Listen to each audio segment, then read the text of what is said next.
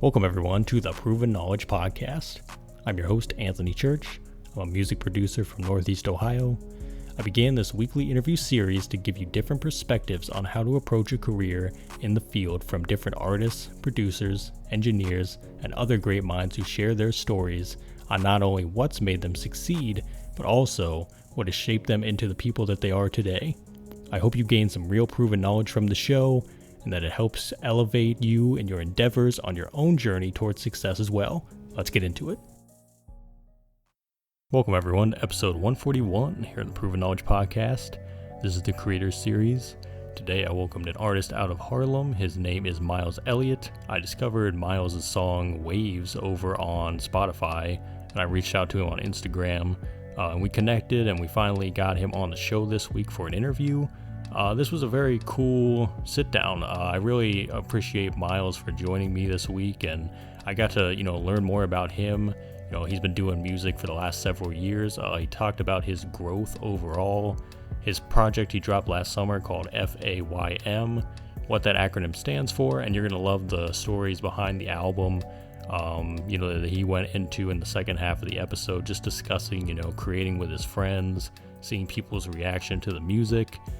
He's looking to drop some visuals this year, maybe do some shows as well, so I'm excited to see what he does there. Overall, this was just a fun episode, and like I said, Myles has a great personality. It really shines through, and I hope you guys enjoy this and then go check out his music afterwards. So without further ado, let's get into this one. Welcome everyone to episode 141 here on the Proven Knowledge Podcast. This is the Creators Series. Today we have another great artist. He's out of the Harlem area. Was going through some of his music a few weeks back. Glad to have him on the show this week. Myles Elliott is here. How are you, man? Yes, sir. Hell yeah. Glad to have you on, bro. So what? Glad to have you on, man. And I'm excited for this. And, to start off, we kind of have the guest give some background. How you got into music, how long you've been doing it, just some basic info for those that might not be familiar with you and what you do. I started music around high school. I remember I want to say sophomore year, that was the first attempt. It was a really bad mixtape. And then that's when everyone started to make music within the school. It was weird. Like, I was the first one to do it.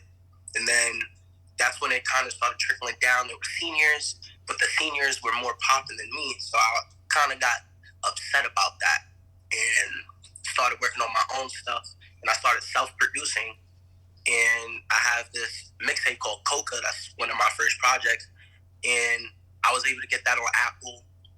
And it did pretty well in terms of, like, getting people to listen to it. Because that was my whole thing. Like, I don't care about, like, fame or anything like that. Just because that just comes with it if you're that great.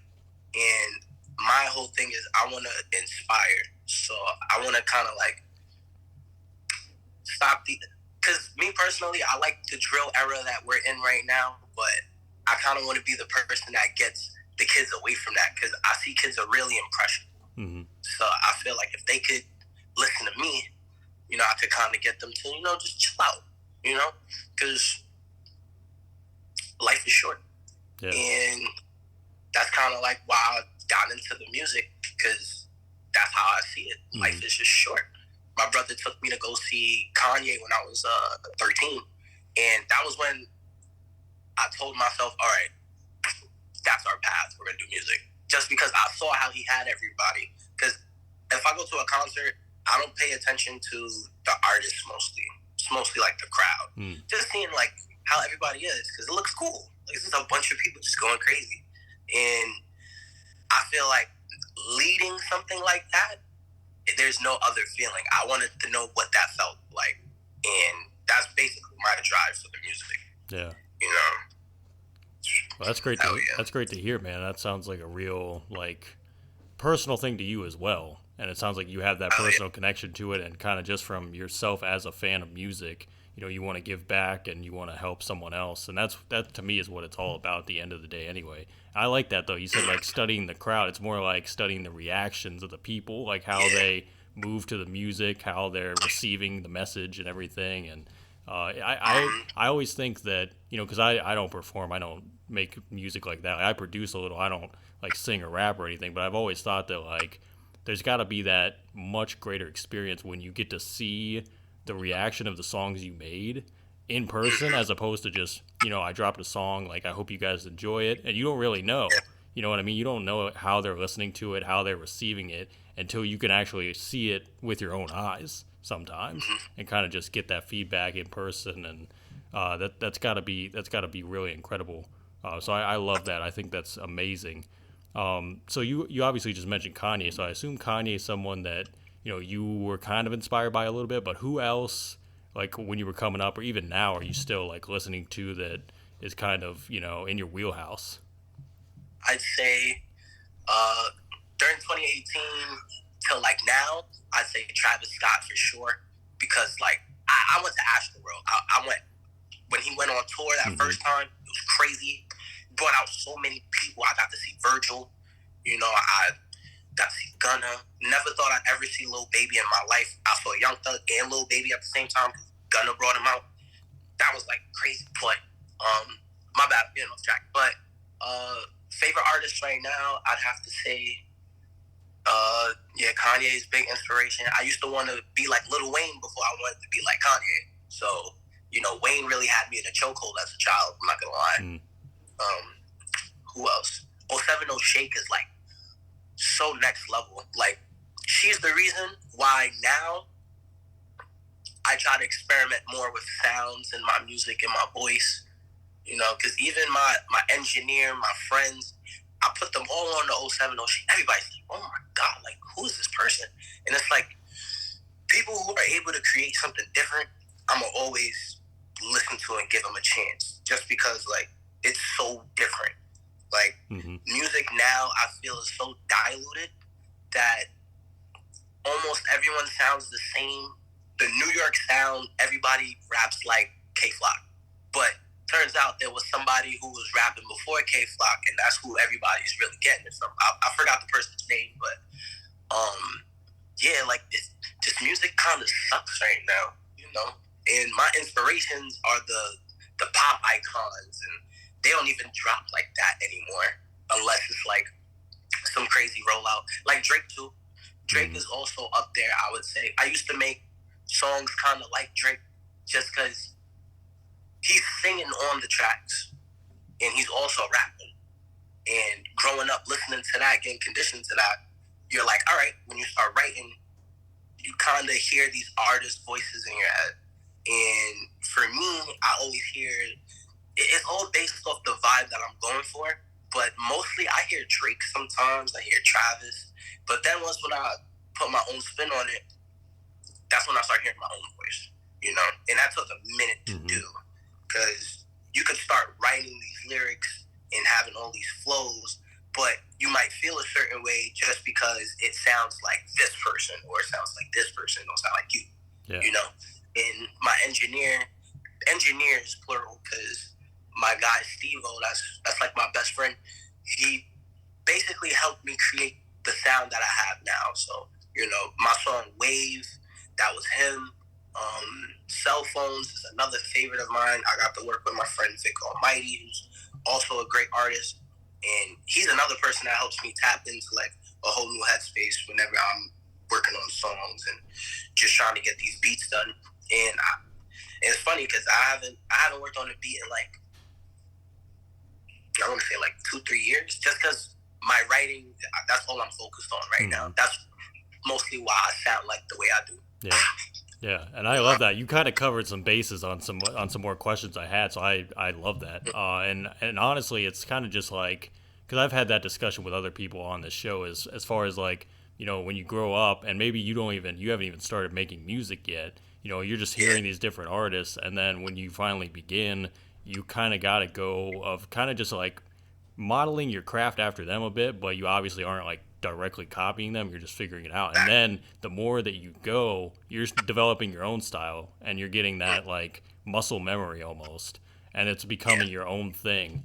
And I think it's great to even have people like you said, your engineer, that's like another voice there that can help you kind of get to that point as well. And it'll just keep going. And obviously, like, all those artists too that you named too, like they've all evolved too, and they all have had different chapters of their careers. So it's like it'll be interesting to see for you, like, how that goes and like how it's gonna move from here on the next project and just continuing over the years, man. So definitely very, very exciting stuff. And that show, that was probably what, at the Garden then, right? That Astro World, because I went to the Cleveland one. That was like 5 years ago. So, but he's a crazy performer, man. And I have actually seen him 3 times, and it was kind of cool because first time I saw him, it was at a House of Blues, so it was only like a few hundred people. Oh, and then the next time it was a few thousand people, and then it was an arena show the next time. So it was like, it was cool to see the stages of like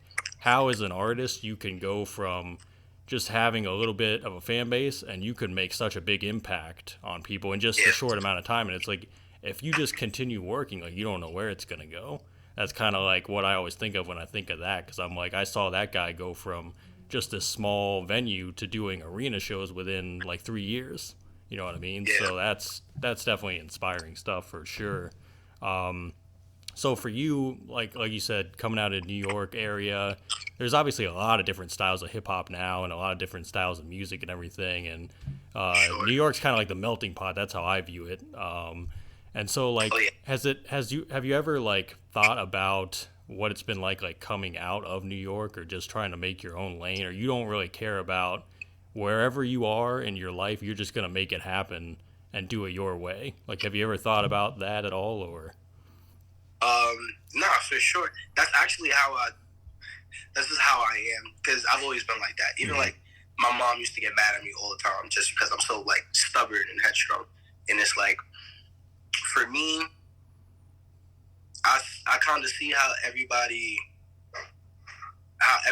is within the city with all these different artists, even the ones that like make different kind of music, because here drill music is really prominent, but there's other artists out there within the city that's doing crazy stuff. And for me, I feel like I just want to carve out my own lane just so that I could just give to my friends, because they have a sound as well that is just like, it's just mind-boggling. Like, I have a friend that he's basically 07 Shake. That's why I love him so much. When I first heard his song, I think it's called Soul Resonance. His name is Itachi. I should have said that. But like, he basically just opened my mind up to like new melodies. And I feel like the more people I meet, the better it is for me to carve out this lane, because every time I show someone something, they're like, yo, why your shit not blowing up, this, that, and the thing. It's harder to become this pop icon, super famous rap star when everybody has like, what am I trying to say? Like, essentially, for me, I just want to be able to get on and just show everybody how different I am as a person and as an artist, because my personality is enough as well. I've been told all the time, like, yo, you should have your own TV show, this, that, and the third. And it's just like, it's cool, you know, hearing things like that. But, you know, I'm trying to put in the work. And when I hear things like that, I kind of like throws me off, because it's like, thank you for the compliment, but nothing's going on right now, so I don't believe that it's that true. Mm-hmm. But for me, yeah, it's just that I don't give a fuck attitude. Like, I'm going to do this. I'm going to make sure that it works and that everyone that I know personally is good. Yeah. That's my whole thing. I just want to make sure everybody's good. Yeah. Just wanted to take a quick minute out of this episode to let you know about our current sponsor, SessionWire. If you've ever used Zoom before, then you'll be right at home with SessionWire. They allow you to connect face-to-face with anyone, anywhere, by sending them a single link to your very own personal SessionWire Studio. SessionWire Studio is a virtual control room that combines many familiar tools like video, voice, file transfer, chat, and storage. And it also allows an industry-first separate HQ audio channel for listening to and recording with studio-quality sound. And I'm very excited to, be on board with SessionWire and have them, sponsor the podcast for the next few months. We'll also be giving away 3 versions of their brand new V3 software in April, which I'm very excited about as well. So be on the lookout for that. But if you want to, know more about SessionWire now and you want to get started today, go to sessionwire.com. And with their VIP early bird pre-launch offer, you'll be able to get SessionWire's artist plan for only $99, plus a free year of the all-new SessionWire Studio when it officially launches if you use the pre-purchase code Proven Knowledge 22. That's Proven Knowledge 22. Once again, very excited to have SessionWire on board, and stay tuned for the giveaway. But for now, let's get back into the episode. I think that's great, man. And that's kind of how you got to be too, especially when you're like independent or you just have like your own thing going on. You kind of have to be like your biggest fan in a way, where you're putting in that work every single day. And it's like there's just so many days where it seems like there's no progress being made, or there's just a little amounts of progress. You kind of just gotta like figure out how to work through it. And then, like you said, getting like even compliments from other people, like your friends, or just saying like, I see what you're doing, man, like congrats on this, even though you yourself, you might not feel like it's a ton of progress at the time, but you're just like, what I'm doing has an impact and it matters, so I'm just going to keep doing it and just see how it grows. And I definitely think that's another thing, is just like, I think it just takes years and years and years, and like we're kind of in an era where everything is kind of fed to us like immediately, like immediate gratification. And people don't understand that these things just take time, because that's just how it is. You know what I mean? You can't even like be mad at the process, I guess, for some people, and they just don't like get that. So I think you have the right attitude for it, because it's like you understand what you're trying to do overall, like as your real mission, and just putting in the hours every single day, even if it's just like a very small amount, it's like that adds up over time. It just compounds on top of one another. So yeah, man, I definitely think that what you're doing so far is incredible stuff. So congrats on what you've done already. So that's definitely awesome, man. So last summer, you dropped your album F.A.Y.M, and I kind of want to know. Yeah, I kind of want to know. That's actually an acronym. Is it? See, I thought it was an acronym, but I'm like, is it F.A.Y.M and it's an acronym, or is it just F.A.Y.M? So yeah, I want to hear like the story behind the title, and kind of like what went into making that whole project. That was a fun project. I'd say that's like my favorite project to date. It's essentially an acronym, because it's funny. One of my friends told me that. He was like, "Yo, your new tape F.A.Y.M is crazy." I'm like, nah, it's not. It's an acronym. So it stands for Fly Ass Young Man. So back in high school, I had a friend, Elijah Riley. That was like my guy. We used to play basketball all the time, and that was something that we all said. Like, it was something young man, or we'd be like, that's a smart young man. If somebody says something like that was smart, or somebody answers a question during class, like just to fuck with the teacher. Smart young man, stuff like that. So, yeah, Fly Ass Young Man. I just thought of him. I was like, yo, I could just do that, Fly Ass Young Man. And essentially, that project, that was the whole process of it was just so much fun. It was crazy. So, my engineer Steve-O, he ends up moving to Colorado. So now I'm working with his friend Benzo, who used to sit in on every session. And I felt like I was my best self around Benzo, because Benzo has great energy. And the very first track that we recorded, because for me, when I make projects, it's not like all right, this is the album, this is going to be the first song. Like, nah, I don't do that. It's more like, let's go in, let's book this time, and these are the songs I wrote. I'm going to just record these. And over time, it's really weird for me. The songs have like the same vibe, and it just goes straight through, and it's like, this is a solid project. But that's like all by accident. All of it is by accident. Mm-hmm. So the very first song we recorded, I believe, was Blasphemy, and Everest was also in the same session. But originally Everest was called Mountain, and I was like, let's give it like a different name, because like, you know, every artist gives like a weird name to like a fire track. So I was like, let's call it Mount Everest since we're talking about mountains. That was fun. Then my favorite song on the album is Willie Beaming. That one I had so much fun making, because originally my friend Zatachi wasn't on it. I had a verse on there, but every time I showed it to people, they'd be like, yo, the hook is crazy, but I don't know if I'm really feeling your verse. That was what everybody kept saying, like, I'm not feeling the verse. And I'm like, let me listen back to it. I'm listening back to it. I'm like, I get what they're saying. I'm not really messing with it. Then when we went to the stew, this is when the whole collective comes. So I'm sort of in a collective called KMS, which stands for Keep Me Sober. And it deprives of my friend Mike G, Tachi, Toby, and Nova. So they all came into the studio.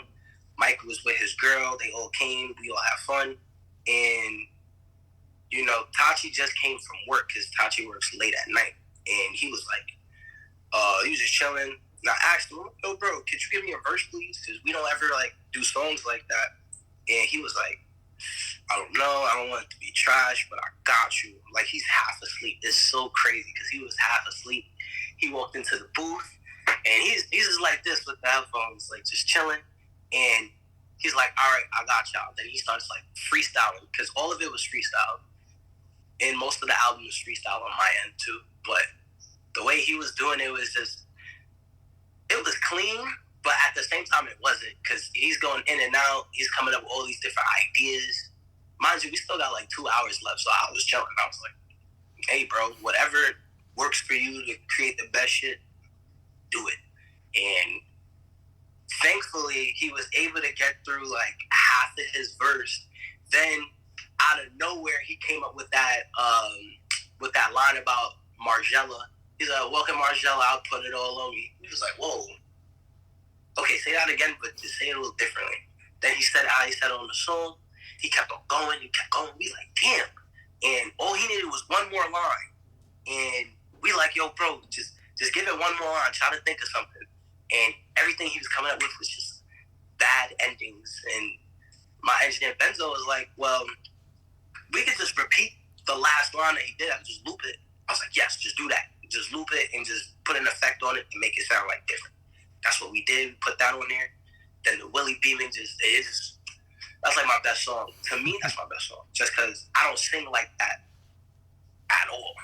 And for some reason, that was just the vibe. And, you know, I got back into my producer bag after that session. And that's when I created Snail, which is another huge song that I really love. And I hope, like, one day it could turn into, like, a Mo Bamba or, like, a Liv Sheck West or something. Because I don't know what it was, but I was working on this one song, and the beats just wasn't. You ever get that feeling of when you're making a beat, it's just kind of like, this isn't working, you know? I was gonna say that's me a lot of the time. Yeah, so I was trying to get it, and it just wasn't working. But then I found this synth, which is the synth on Snail, and I don't know, it put me in a trance, and I'm like, I don't think there should be a layer. I think there should be like a main melody. So I exited the session. I deleted it. I was like, F that. I'm not going to stress myself out. Open up a new session. I did that little melody with it. I'm like, okay. Then I started adding the 808s. Because for me, when I make beats, I always start with like the melody so that I know what it is that it's supposed to sound like in the background. Mm-hmm. Then I start building up with the 808s and the kicks. And then you got the hi-hats, blah, blah, blah. You know, and that, I don't know why, but the way it was just spooky. I was like, I'm gonna make this like scary, because for some reason I can't make regular sounding beats, if that like makes sense, because I'm always making something dark, something moody.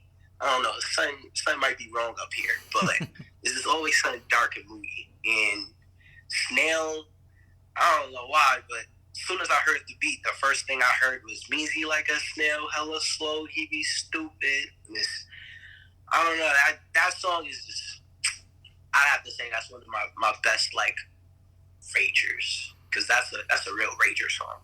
That's why a lot of people come up to me. They're like, yo, Snail is crazy, man. How you did that? How you made it?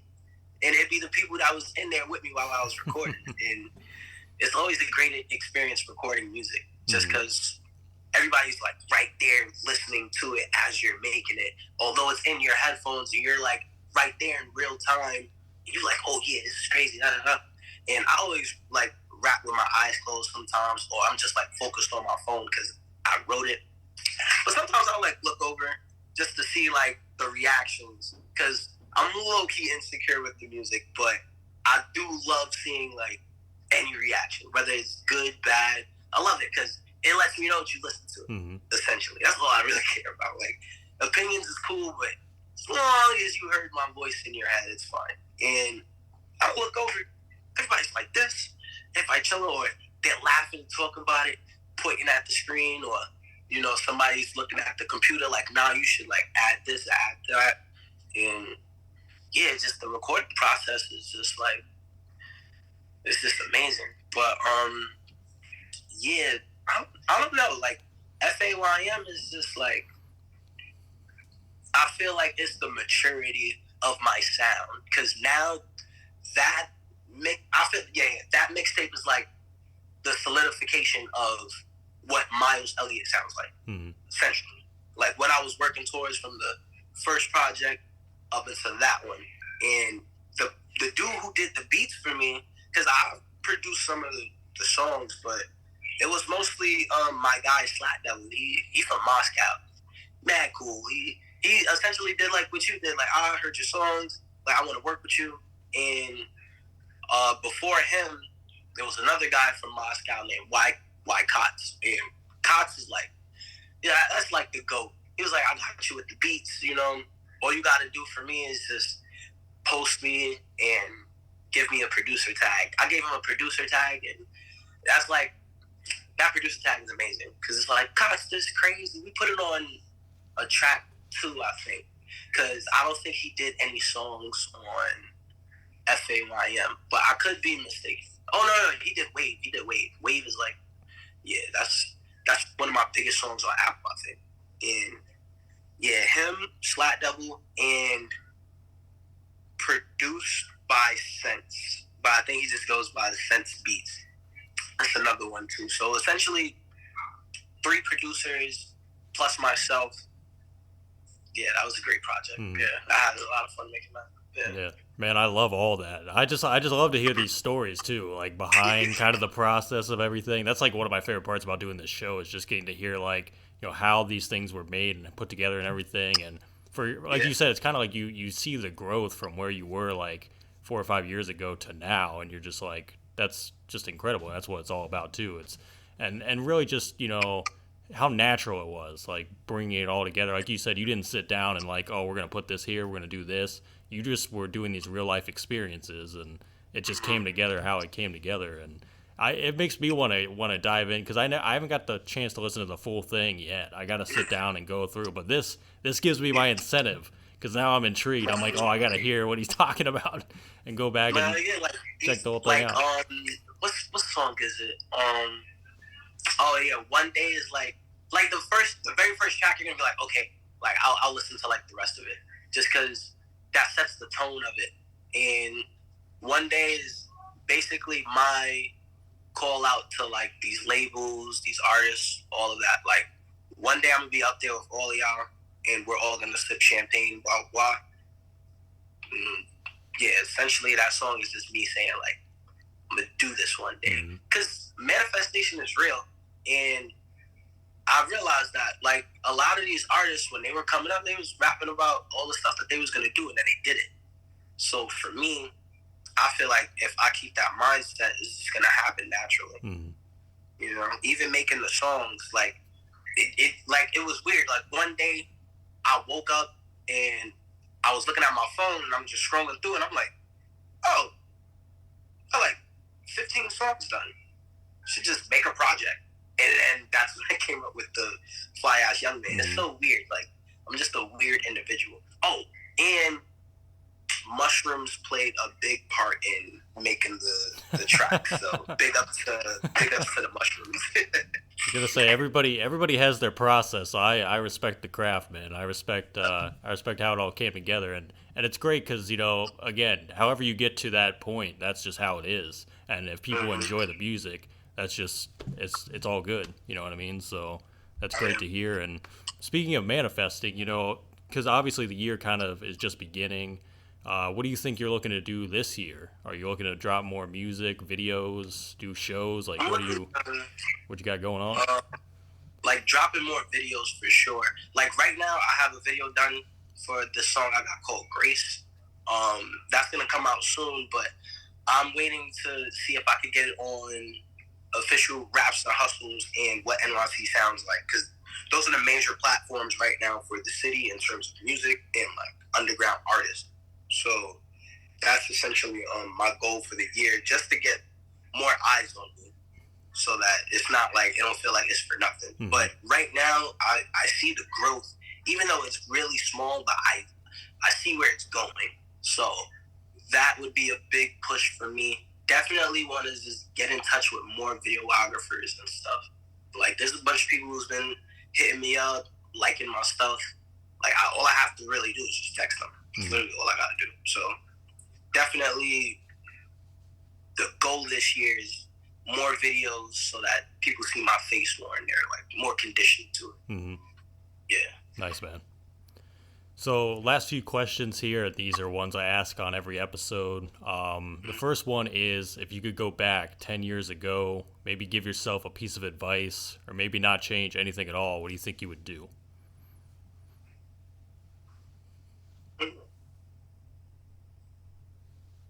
I'd probably just observe myself just to see what I looked like when I was younger. I don't think I'd interfere, just because that's changing yourself and your personality. Mm-hmm. And I wouldn't want to tell myself something and be like, yo, don't do this, do this, because then that changes my butterfly effect. Because everything's a butterfly effect. Like, everything happens for a reason. Mm. Like, life is random, yes, but the sequence of events aren't necessarily random. And, based off the path that you go on, you may not meet the same people that you end up meeting. Mm-hmm. So yeah, I think I would just observe myself, just to be like, look at this pipsqueak. Stuff like that. Yeah, man. So if we flip it then and we say 10 years from now, where do you think you envision yourself in your life and your career as well? See myself on Billboard. See myself accepting awards from award shows. Also, I see myself having a weird breakdown from like the F.A.Y.M or something. I don't know, because people are mean on the internet, but I just kind of see myself in the space that I want to be in. Mm-hmm. Essentially on tour, going to these different cities, these different countries. Yeah, for sure. Because my biggest goal is to headline Frauenfeld, because Frauenfeld is insane. It's just this giant space in Germany. They got cars on the side of the stage, and the stage itself for where you're standing at is so close to the people, and I love that. Like, why would I want to be so far away from my fans? Mm-hmm. Let me at least like try to jump on them so they could like hold me up or something. Yeah. No barricade, no nothing. They're just people's right here. Yeah, man. It's that real personal interaction. Yeah, exactly. Like that, man. So do you have any final words of wisdom today for the listeners? Be yourself, and if being yourself ticks people the wrong way, then that's how you know you're being yourself. And don't drink essential water. Yeah. Drink core water, for sure. Yeah. Most important words of wisdom we've probably ever had on this show. But Myles, man. Oh, man, I appreciate it, man. Thank you for the time, man. Keep doing your thing, bro, because you got a lot of cool stuff going on. I love like the aesthetic behind the music. I love your personality. Love the stories, man. So just keep it up, man, and we'll reconnect very soon. I'm sure we'll stay in touch. So. Well, yeah, sure. Yeah, I appreciate you having me. This was a lot of fun. Thanks everyone for listening today. That was episode 141. We'll be back this time next week. As always, hit the support button on your podcast streaming platform if you'd like to send any funds, and feel free to leave us that 5-star rating if you enjoyed today's episode. So we'll see you then. Thanks everyone.